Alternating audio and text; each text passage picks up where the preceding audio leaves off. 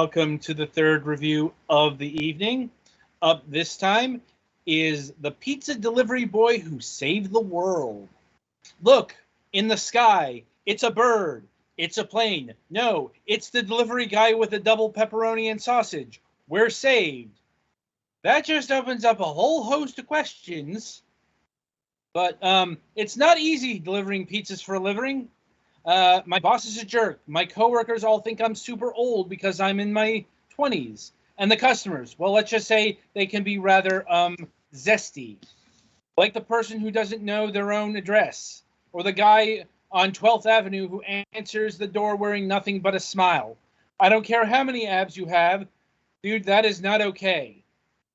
So when a scruffy-looking guy shows up claiming to be me from the future, yeah, it's easy to just brush him off. Until it isn't. And I'm being hunted down by an organization with an unhealthy fixation on cat experimentation.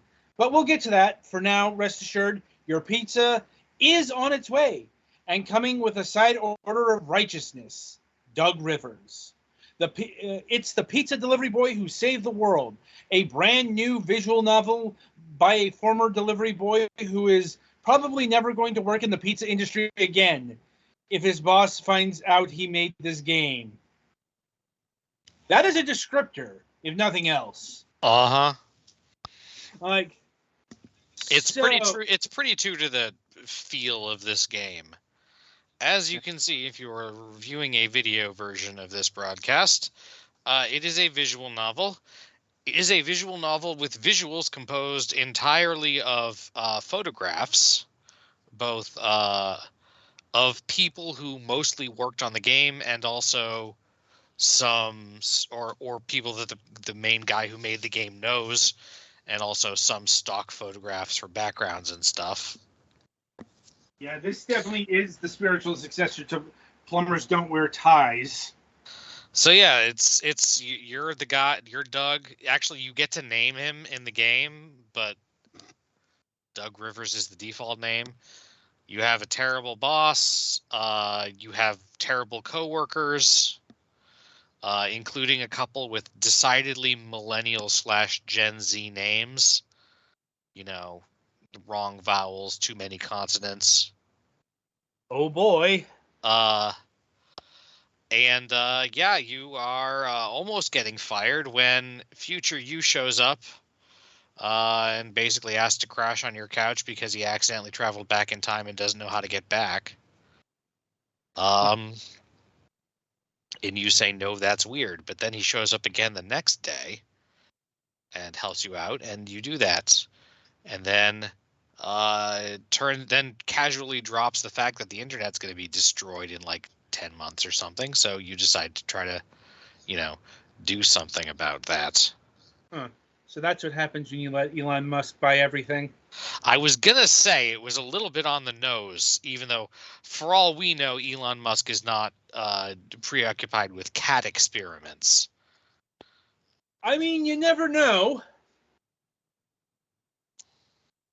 Like, given that he's the world's richest man and, a bloody idiot, like, who knows what crazy shit he's into. So yeah, honestly, I don't want to go too much into the plot here because, honestly, it would lose some impact if you knew what was happening in the future. Pretty much the only actual gameplay here is selecting choices from a menu, either dialogue choices or minor action choices, or there are a couple of memory checks, like do you remember the dog's name from earlier, or do you remember the address from earlier? As far as I can tell, they don't make a huge difference in the progression of the story. It's not like there are two completely different plots if you choose to deliver the pizzas in a different order.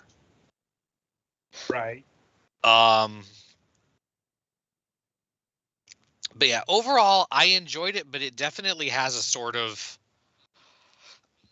absurdist humor. Yeah. And it's definitely, you probably won't enjoy this if you're actually the age of the people that are younger than Doug as much, because, I mean, it definitely feels like, oh, young people, like people, and again, he's young too. Saying this is now 36 years old. He's only like 26, so it's not like he's that old either. But you're trying. I think what you're trying to. There's an air of an old man yelling at clouds. Yeah, except he's like 20. Again, he's 26 years old. It's not yelling at clouds. It's just like the joke is older people are grumpy. Customers don't know what they want and are stupid. Except for the one really nice lady that you get to deliver to pretty often. Look, I thought that was called working retail. It is no. If you work retail and you're not horribly lazy or very young, you probably will get something out of it. Again, it's not too dedicated to much actual doing the pizza job, although I guess it's about half of the game. Uh-huh. The music is interesting. During the gameplay, it's a little bit subdued a lot of the times, but there is a interesting song about pizza that plays over the credits, and a interesting, pretty rocky piece that starts out the game. So that's interesting. I don't know if you think that using pictures of people like that, I think that's one of the things that would probably turn off like the most people, is the fact that it's made out of photographs. So each character only has like 2 or 3 poses because those are the different photographs they got of that person. You know? I mean, I think Doug and Future Doug are the same person before and after a haircut, but I can't be sure. Look, if I had to guess the kind of person who is actually into this kind of game, I would say that they invest very heavily in marijuana futures, and that would definitely help. People who were into like relatively early 2000s Cartoon Network original programming. More specifically, Adult Swim. Yeah, that's what I've mostly the Adult Swim and the other things like that. Yeah. Yeah, it's definitely one of those games that's giving me one of the. Yeah, I would have seen this on Adult Swim in say 2006, something. Yeah, if you can accept the absurdism, I think it actually holds up pretty well. It's also not very long. It's like a couple hours. If you want to, you could probably play through it multiple times to see if the dialogue changes make any significant difference, but I don't think they do. The first couple don't. Uh-huh. Sometimes Doug outright says like, no, if I did that, it would be there was one thing toward the middle where you have a choice of 3 pizzas to deliver and 2 of them are close together. So if you take this one alone, Doug says, no, wait, that would be stupid. Otherwise I could get a double if I do the other 2. Yeah. So sometimes I think usually it's just like a funny dialogue difference. But yeah, overall, it's a pretty fun and short experience if you're into some realistic setting but absurdist humor. Right. So what are we looking at price wise? I think it was like $6 on Steam. Yeah, it's $6 on Steam, $5.99, and it's $5.99 on the Switch. So price parity. Yeah, that's not bad. The only reservation I would have with that is, again, it is pretty short and there's probably not much replay value. Maybe wait for a bit of a sale here. If you want to wait for if you want to, that would not be a bad idea. There's also I did a double take and had to look up who made this. Relatively early in the game, there's actually a sort of tacit endorsement of Taco Tom 2, or at least Doug liked the game. Which is funny because we reviewed that a couple of weeks ago. Yeah.